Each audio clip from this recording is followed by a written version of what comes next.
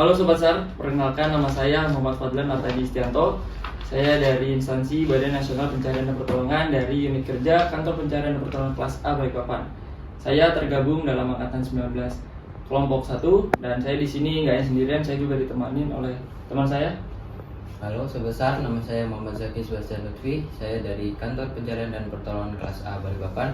Saya tergabung dalam angkatan 19 kelompok 1. Dan di sebelah saya ditemani oleh senior saya. Ya, selamat datang di podcast singkat Teladan ASN Berakhlak. Nah, di sini saya akan bertanya-tanya santai saja nih tentang core value ASN Berakhlak. Dan pas banget di sebelah saya ada salah satu senior kami dari unit kerja Kantor Pencarian dan Pertolongan kelas A Balikpapan, yaitu Bapak Riki Effendi. Nah, beliau ini sudah lama sekali bekerja di Basarnas, kurang lebihnya 15 tahun Pak ya? Ya, kurang lebih. 15 tahunan. Dan pasti juga udah banyak nih mendapat pengalaman-pengalaman. Nah, saya akan bertanya-tanya tentang core value ASN kepada Bapak Riki Effendi. Nah, untuk yang pertama nih Pak, baik, saya mau bertanya nih tentang ASN berakhlak. Menurut Bapak itu yang ada di kantor Balikpapan itu kan Basarnas sendiri ini kan berorientasi pelayanan kepada masyarakat langsung Pak ya? Ya. Menurut Bapak tuh nilai-nilai ASN berakhlak apa sih Pak yang diterapkan di lingkungan kerja kantor besar Balikpapan? Oke, baik. Terima kasih Mas Fadlan dan Mas Zaki. Menurut saya terkait berakhlak ya sebelum Siap. masuki ataupun menjawab pertanyaan tadi, sebelum saya memperkenalkan diri terlebih dahulu, saya Riki Effendi selaku rescuer ataupun pelaksana teknis dengan jabatan Pranata Pencarian dan Pertolongan Mahir di unit kerja Kantor Pencarian dan Pertolongan kelas A Balikpapan. Ya, tadi sudah disampaikan kurang lebih saya bekerja ataupun bertugas di Basarnas itu 15 tahun ya. Ada silih berganti karena di Basarnas sendiri itu adalah instansi vertikal yang juga tugasnya di bidang pencarian dan pertolongan. Jadi ya kita pelaksanaan adalah lebih ke arah adalah fisik dan kompetensi ataupun keterampilan, karena kita turun saat kejadian-kejadian seperti kecelakaan, musibah ataupun bencana. Ya, untuk masuk kepada pertanyaannya tadi, yang berakhlak, ya kalau kita berbicara penerapannya ya di Basarnas khususnya di Kantor Pencarian Pertolongan kelas A Balikpapan, kami mempedomani ya berakhlak, karena itu adalah pedoman kami agar instansi ataupun organisasi Basarnas berjalan dengan baik. Kita sebagai pemerintah ataupun instansi pemerintah adalah mendukung program-program pemerintah untuk melayani masyarakat ya. Yang saat karena kita di bidang pencarian pertolongan ya, kita melayani masyarakat yang membutuhkan saat kejadian seperti musibah, kecelakaan ataupun bencana, kita turun. Kalau berakhlak ini tidak kita tidak laksanakan, maka pelaksanaan ini tidak akan maksimal ya, karena di dalamnya juga kita harus melayani masyarakat. Di Basarnas ya kita harus melayani laporan-laporan yang kita terima. Tidak mungkin kita biarkan saja ya. Jadi itulah pelayanan. Ada lagi kompeten juga kita sebagai rescuer ataupun peran atau pencarian pertolongan ya, kita harus sudah siap turun ke lapangan. Apa yang dilakukan ya, mempersiapkan fisik dengan latihan keselamatan. Terus ada lagi teknik SAR ya, kita kita olah, kita asah kemampuan kita, keterampilan kita ya, dengan ya, kalau di kantor ya kita ada namanya pembelajaran teori, pembelajaran praktek, ada keterampilan pemeliharaan peralatan ya, dari situ kita terus mengasah ilmu-ilmu SAR, tidak hanya secara teori tapi juga praktek, peralatan-peralatan yang memang terus menerus diupdate. Ada pengembangan referensi tentang rescue itu terus berkembang.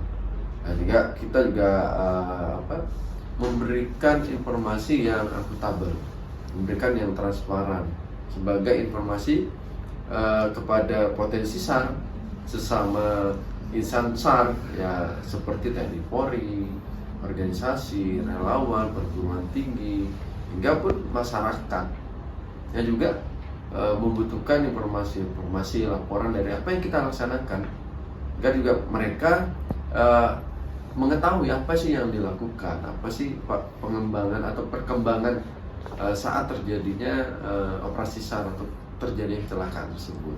Ya melalui media-media, dan terutama juga kita lakukan dengan media sosial. Jadi mana zaman sekarang sudah masyarakat ya penggunanya ya pasti menggunakan media sosial.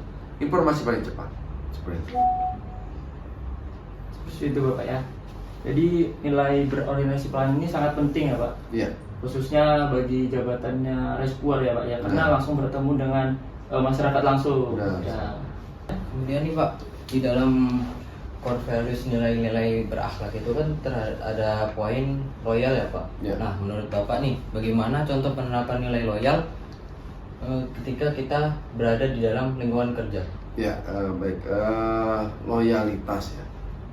Dasarnya adalah loyal, ya, karena kita ini adalah pegawai ASN, aparatur sipil negara, di mana kita ada perwakilan pemerintah, ya. Jadi kita loyal kepada bangsa dan negara sesuai aturan-aturan yang berlaku, undang-undang yang berlaku, arahan dari presiden, kepala Basarnas, ataupun aturan-aturan lain hingga pimpinan daerah, kepala kantor, hingga mungkin senior-senior kita. Dengan seperti itu, loyalitas kita jalankan. Agar apa? Aktivitas ataupun kegiatan-kegiatan yang sesuai tugas pokok dan fungsinya itu akan berjalan. Dengan apa ya tadi yang sudah saya sampaikan, seperti ya kita mengasah keterampilan, menjalankan aturan-aturan, terus tidak melanggar, memberikan pelayanan yang terbaik semaksimal mungkin kepada masyarakat, karena kita adalah ya kita pelayan masyarakat. Ya sampai masyarakat membutuhkan kita tidak bisa memberikan yang terbaik, tidak bisa memberikan fasilitas, memberikan pelayanan ya sesuai tugas kita seperti di Basarnas di bidang pencarian dan pertolongan. Jadi kita loyal ini termasuk kita melayani terhadap masyarakat, juga kita melayani loyal terhadap atasan seperti apa? Ya benar, ada internal dan eksternal. Internalnya di lingkup kantor, ya dari senior kita, rekan kerja kita, pimpinan kita. Kalau eksternalnya masyarakat, terus potensi SAR. Baik Pak, dari 7 nilai berakhlak, nilai mana sih Pak yang paling sering diterapkan dalam keseharian selama Bapak bekerja itu yang mana aja? Ya, untuk secara internal ya, kalau kita bicara internal ya, kita keharmonisan. Keharmonisan ya Pak? Ya, karena kita keharmonisan itu harus kita bentuk. Karena di Basarnas itu kerjanya adalah tim, bukan kerja individu. Mengasah ilmunya harus sama-sama. Di lapangan kita tim. Bagaimana operasi SAR akan berhasil? Kalau keharmonisan, chemistry antar personil, antar tim itu tidak ada, ya bisa dikatakan operasi SAR tidak bisa dinyatakan berhasil. Itu makanya kita menjaga keharmonisan dengan mungkin latihan bersama. Terus mungkin ada acara di luar seperti family gathering, ataupun ada game-game, ada pembelajaran, saling sharing session. Karena ilmu SAR juga tidak semua rata yang didapat. Misalkan saya dapat tentang water rescue, teman saya belum tentu dapat water rescue. Ini kita sharing, berbagi ilmu. Nah, inilah tujuannya, ada terjadwalnya kegiatan-kegiatan seperti pembelajaran teori maupun praktek. Ini teman yang tidak, kita saling menutupi. Saat di lapangan tidak saling mengandalkan. Semua harus bisa. Karena apa? Di lapangan kita harus secepat mungkin untuk memutuskan apa yang akan kita laksanakan, apa yang harus kita lakukan. Karena kondisi di lapangan ya itu tidak seperti yang normal-normal ini.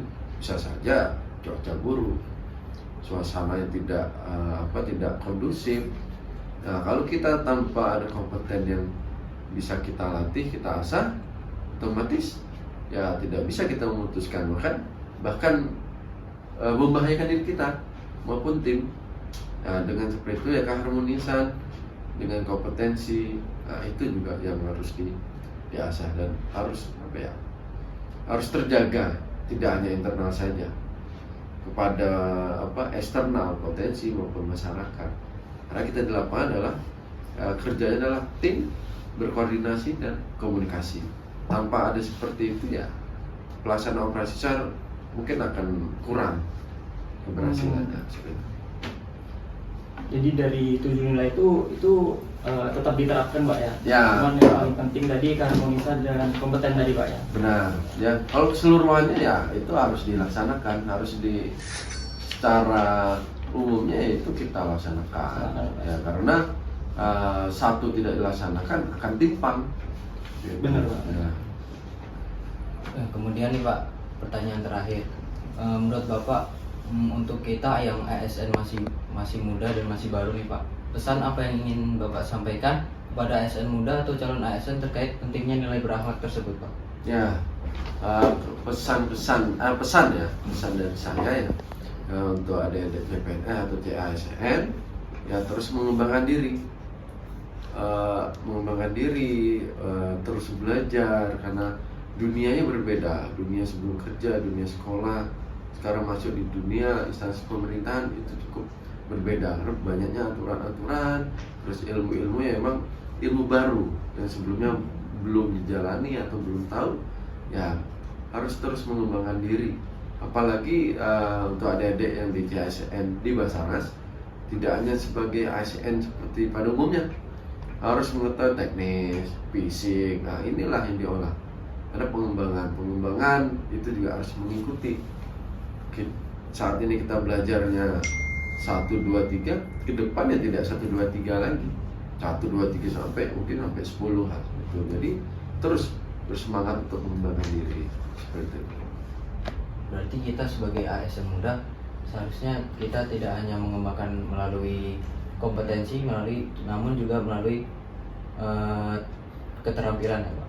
Ya, potensi maupun keterampilan. Jadi itu yang dikembangkan. Karena kegiatan-kegiatan internal maupun eksternal itu yang kita akan laksanakan ke depannya. Nah, sobat pendengar, itulah tadi nilai-nilai ASN berakhlak yang bisa menjadi pedoman, bukan hanya untuk ASN, tetapi juga inspirasi bagi kita semua dalam kehidupan sehari-hari. Semoga obrolan singkat kita kali ini bisa memberikan wawasan baru dan menumbuhkan semangat untuk selalu berperilaku baik dan profesional. Baik, terima kasih untuk Bapak Riki sudah meluangkan waktunya. Semoga kita bisa menerapkan nilai-nilai ASN berakhlak dalam kehidupan kita sehari-hari. Terima kasih. Sampai jumpa di podcast selanjutnya. We are family, Afiknam, jaga sama